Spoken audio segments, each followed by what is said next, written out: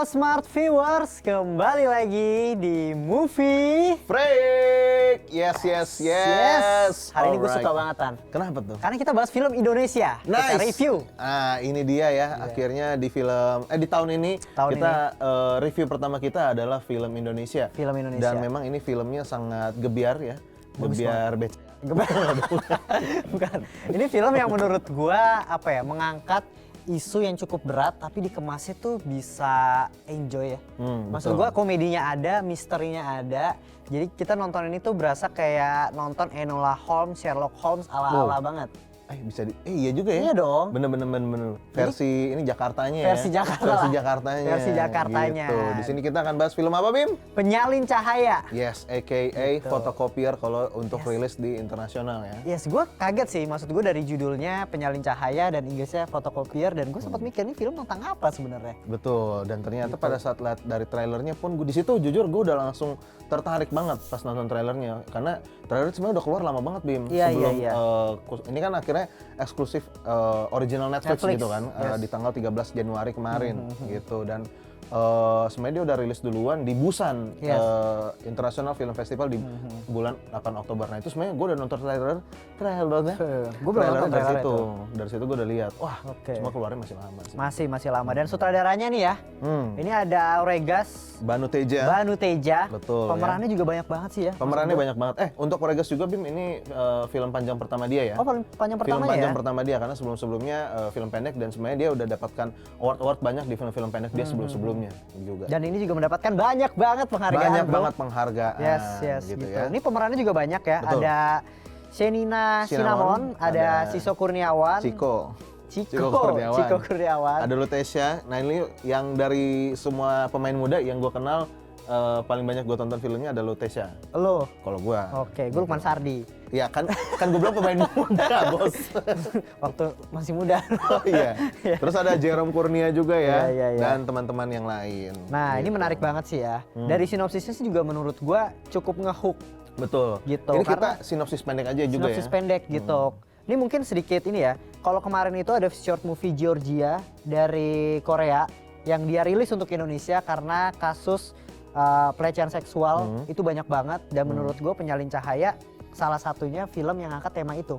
Betul, gitu. Iya. Dan menurut gue sangat amat bagus dan sangat menurut gue bisa ngehook untuk beberapa orang di Indonesia, karena di Indonesia bro temanya gitu. Dan sinopsisnya nih, Penyalin Cahaya itu berkisah tentang soal Sur namanya siapa ya? Suryani yang diperankan sama Shenina Cinnamon gitu, yang kehilangan beasiswa karena dianggap mencemarkan nama baik fakultas dan melanggar aturan beasiswa usai foto dirinya kala mabuk tersebar.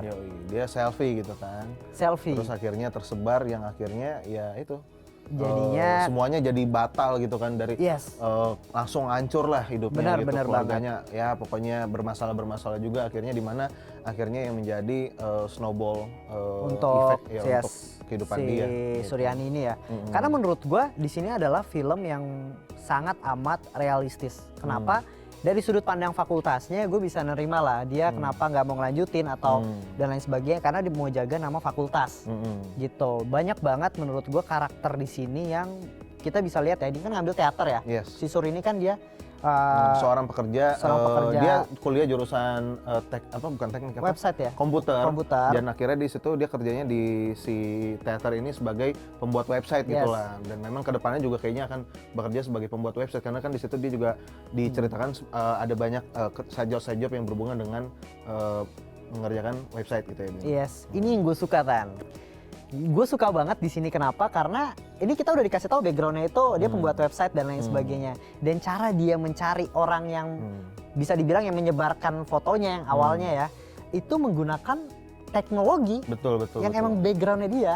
Itu yang ngebuat gue make sense gitu. Lagi-lagi make sense gitu. Dari awal kita udah dikasih tahu lah kalau seandainya background dari setiap karakter ini A, B, C dan kelakuannya dia atau tindakannya dia itu berdasarkan backgroundnya dia. Itu berdasarkan backgroundnya gitu ya, betul. Yes. Dan ini memang pas juga banget dengan judulnya, yaitu adalah fotokopier atau lebih penyalin cahaya kan. Kalau itu sebenarnya dia memang erat banget kaitannya dengan ya salah satunya adalah si alat mesin fotokopi gitu kan. Makanya di situ karakter Amin juga sebenarnya dari trailer pun juga ya bisa dibilang nanti teman-teman juga akan mulai terkuak lah semuanya ini bagian-bagian mereka tuh seperti apa sih aktor-aktornya, dari yang teater, dari keluarga dan lain-lain juga semuanya menurut gue di sini nggak ada karakter di sini yang menurut gue kayak muncul terus sia-sia gitu. Yes, betul, gue Ini salah satu film di mana gue ngerasa kayak film Indonesia kayak datang tuh bukan cuma kayak ngeramein suasana doang, tapi memang ada efeknya di dalam ceritanya gitu. Bahkan walaupun cuma karakter-karakter sampingan yang kecil-kecil gitu. Di situ nanti di belakang juga nanti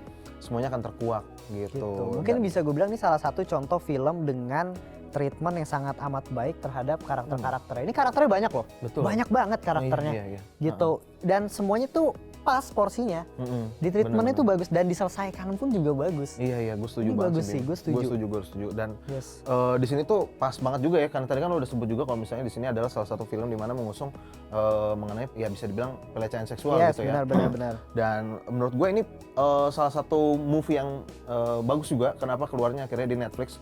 Dimana akhirnya di sini kan sebenarnya kejadian masalah pelecehan seksual itu bukan cuma di Indonesia kan.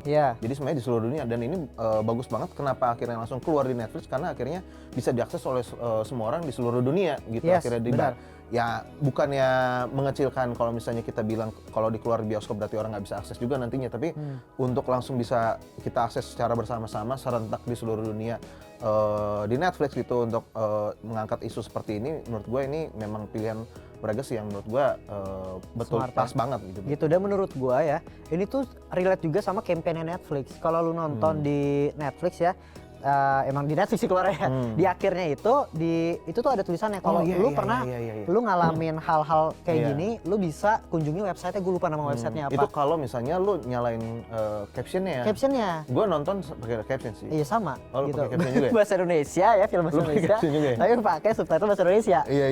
Itu pas kalau nggak dinyalain orang nggak nyadar tuh. Ternyata ada kayak pengalihan kalau misalnya kalian ada masalah yang sama, boleh nanti tinggal kontak website yang disediakan. Benar, karena gue beberapa kali nonton film Netflix yang kurang lebih temanya relate, itu ada website itu, dan menurut gue kenapa Penyalin Cahaya ini langsung masuk Netflix, itu mungkin sejalan lah sama kampanye dia, gitu. Betul. Dan di situ di film ini juga terselipkan edukasi-edukasi yang berhubungan juga, misalkan nanti kalian akan mungkin buat teman-teman perempuan atau mungkin laki-laki juga yang ada kendala hal yang sama yang dialami oleh karakter-karakter yang ada dalam film ini, gitu kan. Bagus banget. Dan terlepas dari tadi kita udah bahas plot ya, yang gue suka di sini tuh udah dari segi teknis udah oke banget nggak sih? Kalau dari teknis sih kayak gimana ya Bim? Kalau misalnya pas gue nonton film ini kayak beda dengan film-film Indo yang lain, makanya bisa gue entah dari editing ataupun direction. Gue lumayan suka nonton film Indo di Netflix atau mungkin di platform streaming online yang lain gitu kan. Dan menurut gue ini props banget sih, memang cocok banget bisa dibilang mendapatkan penghargaan Piala Citra jadi Best Director atau Writer dan Best Film juga ya di FFI kemarin. Gue setuju banget gitu. Dan gue kalau udah dari segi teknis udah keren banget, apalagi di final act-nya itu gila. Gue suka banget sama penyelesaiannya. Lu nonton aja sih, karena kalau gue ceritain nggak dapet feel gitu ya. Dan lagi Tan, yang gue suka di sini tuh banyak banget makna simbolis. Oke. Gue suka banget, banyak banget contoh, di sini. Yang misalnya maksud lu tuh ya kayak bagian contoh, ya mungkin nggak spoiler kali ya. Iya. Ada gimana coba? Ini menurut gue ya. Iya. Ini menurut. Iya. Ini menurut gue ya. Ini menurut gue itu. Ini spoiler gak ya? Gue jadi takut nih. Pokoknya ada satu kertas fotokopinya itu warnanya tuh kuning. Oh iya, itu nggak spoiler sih, yang itu nggak. Iya, ya pokoknya kuning lah ya, warnanya kuning gitu. Apalagi itu akan nyambung di endingnya, kertas kuning itu. Menurut lo apa dari kertas fotokopi warna kuning? Apakah menurut lo hanya sebatas warna aja?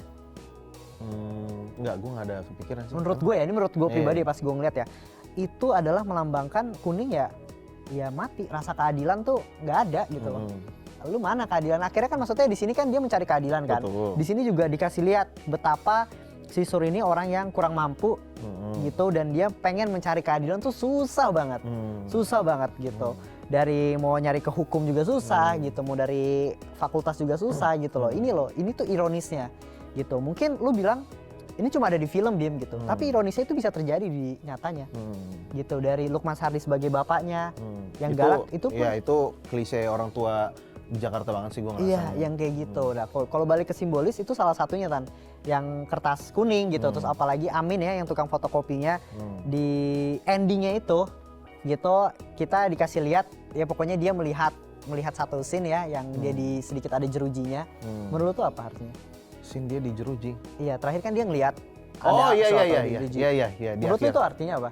Ya mungkin kayak terkekang kali dia atau gimana? Iya, kalau menurut gue pribadi ya itu adalah scene yang lu nggak dijelasin apa-apa maknanya, tapi gue bisa dapet kayak ya lu tuh terpenjara gitu loh. Lu terpenjara ngelakuin ini tuh dari segi psikis lo gitu, lu ngerasa bersalah dan sebagainya, itu melambangkan orang yang ya lu terpenjara karena lu melakukan hal itu gitu loh. Gue setuju banget kalau misalnya ngomongin visual mengenai hal-hal kayak gini ya, karena memang menurut gue si Uregas juga dari yang gue tahu juga memang dia sengaja bikin film ini kan juga memang untuk memberikan simbol-simbol kalau misalnya memang keadaan realitanya di dunia tuh memang ada hal-hal yang kayak gini juga gitu kan, seperti yang tadi sebelum syuting kita juga udah ngomongin kalau misalnya memang ada opresi kan kalau misalnya dari pihak mungkin yang lebih berada kepada orang-orang yang mungkin kurang mampu gitu kan, mungkin makanya di sini berasa banget kayak mungkin reaction kayak misalnya pada saat dari Lukman Sardi setelah dia tahu kalau misalnya ternyata si Sur ada masalah gitu kan, terus akhirnya yang ada konfrontasi di akhir gitu kan, sampai dia mohon-mohon dan lain-lain gitulah. Gitu menurut gue setuju banget sih gitu. Tapi kalau ngomongin lain nih Bim, kalau misalnya menurut gue pas banget juga untuk setnya di Jakarta, karena di sini kan melting potnya banget, karena di sini kalau misalnya kalian lihat sendiri banyak banget budaya-budaya yang datang dari berbagai daerah juga gitu ya, karena di sini aktor-aktrisnya juga memang macam-macam gitu ya. Setuju. Kayak hal-hal kayak gitu sih menurut gue pas banget untuk settingnya di Jakarta. Di sini lagi deket. Iya, di Palmer. Oh, gue di Palmer. Gue nonton. Dikit sama gue nih. Gue pas lihat ini, ini pasar Palmer. Iya, gue langsung gila. Gitu kan. Banyak banget ada Ben Hill. Ada bandnya juga ada ya? Ada bro. Oh iya gitu. Nah itu kalau misalnya kita bahas mengenai aktor dan aktrisnya Bim, nah lu pendapat lu kayak gimana? Gue tepuk tangan aja sih untuknya, maksudnya untuk main cast-nya ya, untuk orang semua yang terlibat di situ. Walaupun sebenarnya ada beberapa aktor yang mungkin cuma sekilas gitu, kayak misalnya dari fakultas tuh ada yang mana? Dari fakultas ini bukan yang dia Moses. bilang jangan sebarin ya identitas gue gitu, tapi akhirnya disebarin. Pokoknya adalah itu kan. Gue tahu dari sutradaranya itu nge-treatnya biar kayak ngasih clue lah gitu. Dia kayak pas itu iya gue nggak sebarin, tapi matanya kayak kata gitu tuh kayak gue lebay banget. Itu waktu pas gue nonton juga gue rewind berapa kali kan. Dia waktu pas dia ngomong kayak gitu, dia gini kan, gitu. Itu terus tiba-tiba udah ting ding ding ding. Ya coy. Itu gue udah mikir nih orang baik-baik nggak sih? Ternyata beneran gitu kan. Gue paham sih, maksudnya biar sutradaranya yaudah lu nggak apa-apa, mata lu ada kesini biar nunjukin kalau lu ada something nih akan something yang lu lakuin. Tapi lebay gitu kayak matanya ke atas dulu terus kayak iya. Itu gue juga sebenarnya banyak banget small details yang mungkin memang harus kalian perhatiin, di mana ya simbol-simbol mungkin bisa dibilang foreshadowing untuk kedepannya juga. Iya benar. Hal-hal yang kayak di belakang gitu. Kita nggak spoiler dulu deh gitu. Tapi gue suka sama beberapa, maksudnya semua lah di sini. Sama gue juga suka ternyata di sini ada beberapa cameo ya dari aktor-aktor yang lebih senior juga. Bener banget.